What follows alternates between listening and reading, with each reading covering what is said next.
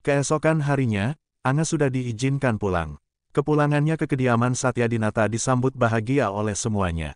Keadaan kandungannya yang masih lemah membuat Anga mendapat begitu banyak perhatian dari semua orang yang ada di sana. Selain suaminya, ibu mertuanya juga berkali-kali datang ke kamar Anga untuk melihat kondisi menantunya. "Kamu mau makan apa, Nduk? Biar ibu buatkan ya." "Bu, Anga kan tadi baru aja makan soto buatan ibu. Masa sekarang ditawari makan lagi?" gerutu Aditya karena ibunya itu sudah berkali-kali menawari Anga makan. "Maksud ibu, mungkin aja istrimu ini ngidam terus kepingin makan apa gitu loh, Dit. Kan orang hamil biasanya pingin makan yang aneh-aneh." Aditya langsung ingat saat Anga mau ngidam makan kepala ayam waktu itu. "Lagian kalau ibu yang masak Anga bisa lahap makannya. Buktinya kemarin sama tadi aja bisa habis banyak. Katanya nggak bisa makan nasi, ya begitu ibu yang masak Anga bisa makan nasi. Berarti cucu ibu nantinya pasti sayang banget sama eyang utinya ini," aku rahayu dengan begitu bangga. "Bener juga kata ibu, kamu emangnya kepingin sesuatu gitu yang?" Aditya beralih pada Anga. Wanita cantik yang semakin memancarkan aura keibuan itu tampak memikirkan sesuatu. "Anga pingin makan kue klepon, Bu. Tapi Anga lihat di postingan orang kok kayaknya enak banget." "Klepon, yang warna hijau itu kan, Bu?" "Iya, kalau itu sih kecil. Ibu pasti buatin yang enak buat kamu." "Beneran, Bu, Anga nggak ngerepotin ibu. Kalau buat memantu dan cucu ibu, sama sekali nggak ada kata keberatan." "Kamu tunggu di sini ya." Belum sempat Anga berterima kasih, Rahayu sudah lebih dulu pergi dari kamar Anga. "Tuh kan Mas, ibu memang usah benar-benar berubah. Jadi jangan lagi marah sama ibu.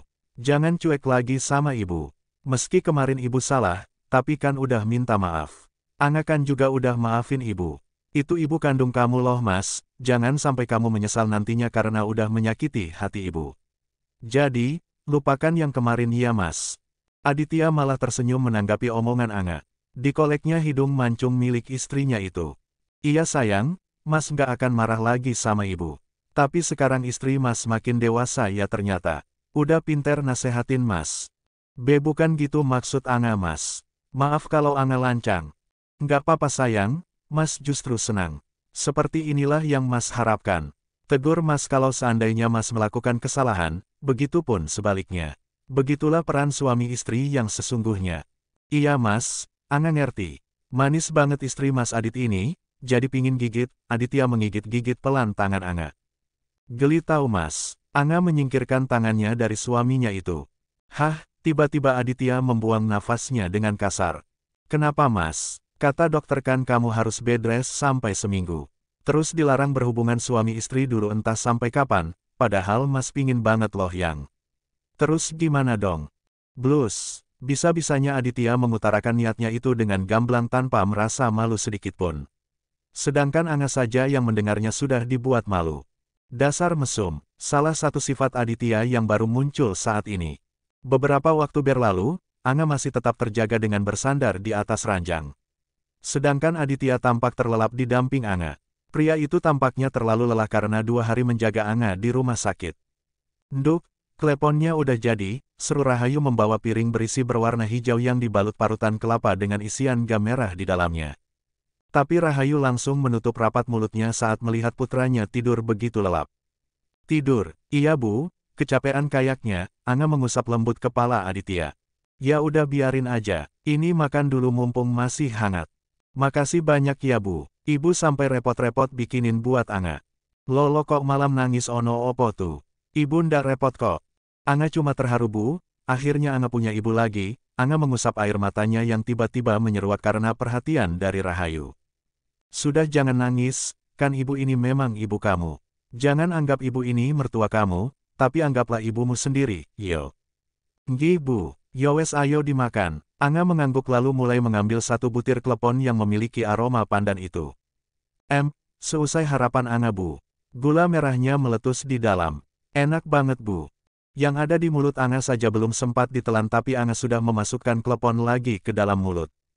"Pelan-pelan Nduk, ndak ada yang minta kok, Ibu masih punya banyak kalau mau lagi." "Maaf Bu, habisnya enak banget." Rahayu senang melihat menantunya makan begitu lahap seperti itu. Mungkin dengan cara memasak atau menuruti keinginan menantunya itu bisa sedikit mengurangi kesalahan yang pernah Rahayu perbuat. Ajeng meletakkan amplop coklat berukuran besar di atas tempat tidurnya. Di atas amplop itu, Ajeng juga meletakkan cincin yang telah ia pakai selama 5 tahun ini. Isi dari amplop itu adalah hasil dari keputusan yang ia ambil, yaitu surat gugatan perceraian yang harus ditandatangani oleh suaminya. Kemarin setelah Ajeng mengambil keputusan dan disetujui ibunya, dia langsung menghubungi pengacaranya. Dengan segala cara, akhirnya surat itu telah ditandatangani oleh Ajeng sendiri dan hanya menunggu persetujuan dari Raka.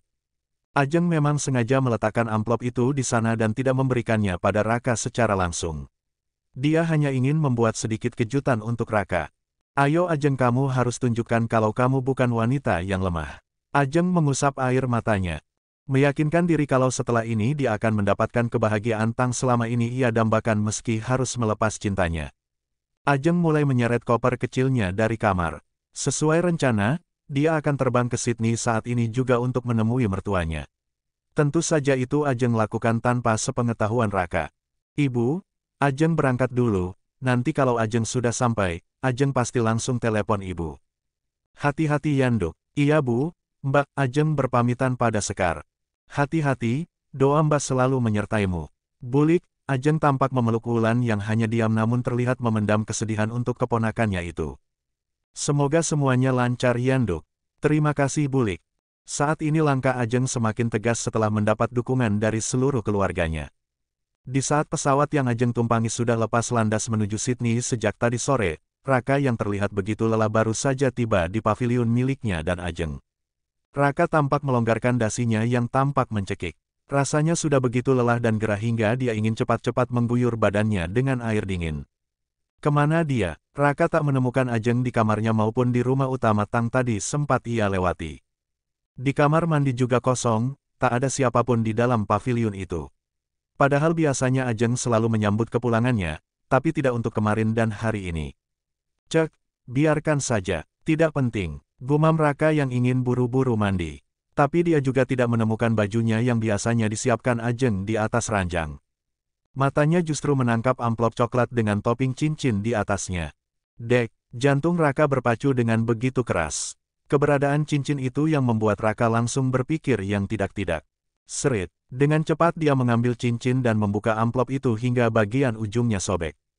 Mata Raka membulat sempurna, kedua tangannya yang memegang isi dari amplop itu tampak bergetar dengan hebat.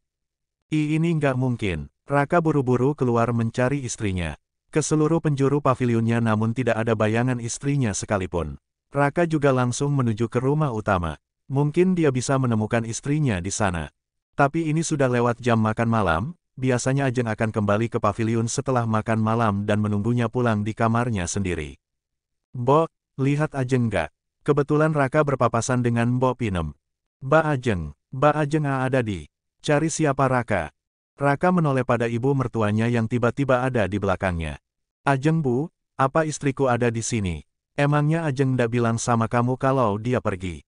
Rahayu tetap menjalankan perannya untuk pura-pura tidak tahu apa-apa di depan Raka sesuai dengan permintaan Ajeng. Pergi kemana bu? Raka mendadak ketakutan ketika mengetahui kepergian Ajeng, apalagi dengan surat gugatan cerai yang ada di tangannya. Ke Sydney, katanya kangen sama orang tua kamu. Apa bu? Ke Sydney? Iya, tadi sore berangkatnya. Sekarang pasti belum sampai sana karena belum kasih kabar ke ibu. Dek, tentu Raka tahu tujuan Ajeng menemui orang tuanya. Pasti Ajeng ingin mengatakan tentang gugatan Ajeng kepada kedua orang tuanya. Raka, iya bu, kenapa melamun? Boten nopo-nopo bu, Raka ke kamar dulu. Rahayu melihat Raka berjalan dengan buru-buru kembali ke paviliunnya. Kapokmu kapan? Rasakno ditinggal bojomu. Kapok kan, rasakan ditinggal istrimu. Rahayu menatap puas ke arah perginya Raka. Brak, Raka menutup pintu kamar dengan keras. Dia dibuat ketakutan hanya karena istri yang tidak dia anggap selama ini malah melayangkan gugatan cerai kepadanya. Rasanya tak percaya dengan apa yang Ajeng lakukan karena tadi pagi saja Ajeng masih melayaninya dengan baik. Menyiapkan baju serta menyiapkan sarapan untuknya. Tapi memang Raka menyadari sedikit perubahan pada diri Ajeng. Istrinya itu terlihat acuh tak acuh kepadanya. Raka mengotak-atik ponselnya, mencari pesan dari Ajeng barangkali ada yang masuk dan tidak terbaca oleh Raka. Atau mungkin sebuah panggilan telepon yang Raka abaikan. Tapi ternyata nihil.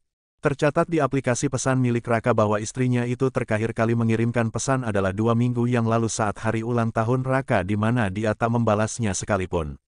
Raka malah asik merayakan ulang tahunnya bersama Ratna. Raka juga melihat riwayat pesan dari kedua orang tuanya. Tidak adanya pesan baru dari mereka membuat Raka yakin kalau Ajeng belum memberitahu mereka. Enggak, ini enggak bisa dibiarkan. Raka segera menghubungi orang kepercayaannya di kantor. Halo mas, sahut orang itu. Pesankan tiket ke Sydney yang paling cepat, kalau ada tengah malam juga enggak apa-apa. Pokoknya yang paling cepat, CGWE, satu saja. Buat siapa mas? Buatku. Loh mas Raka mau ke Sydney toh. Wes ra usah kakean takon. Cepat, udah nggak usah banyak tanya. Cepat.